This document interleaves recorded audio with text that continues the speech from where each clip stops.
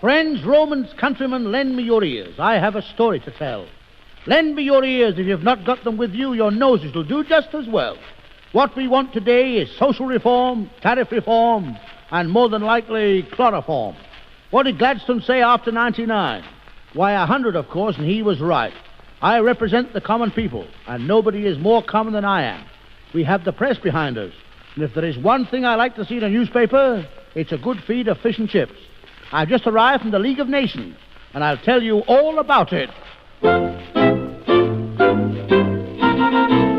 The League of Nations met in Berwick Market to discuss on which side kippers ought to swim.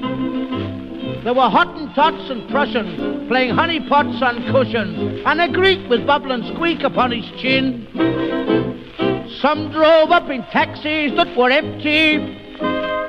Some arrived to say they couldn't come.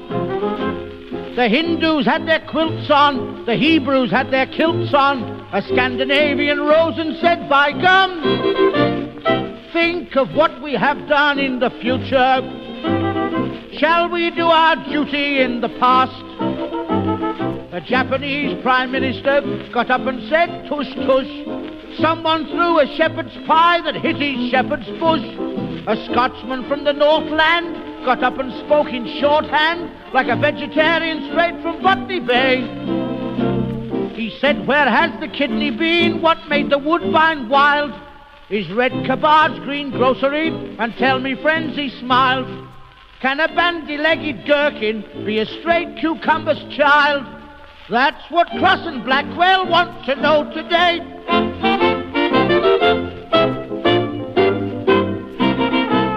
The League of Nations met at Marks and Woolworths and asked them if a discount they'd allow. A farmer with his tanner said he wished to buy a spanner he could use when he was milking of the cow. A Turk said we want work and not much of it, a job like giving gooseberries Marcel waves. A Zulu most courageous said, brothers, it's outrageous. Black pudding should be treated as white slaves. Shall we ever do so if we can't do? Could we, would we, if we, perhaps we won't.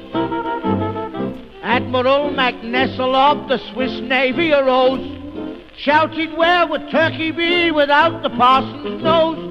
The Raja of Schlamazel got up and blew his nozzle. He had these few well-chosen words to say. Can a sausage keep its figure if its Burberry is slack? If a duck has had its tonsils out, where does it keep its quack? We know a hen can lay an egg, but can it put it back? That's what Levy and Franks are fighting for today.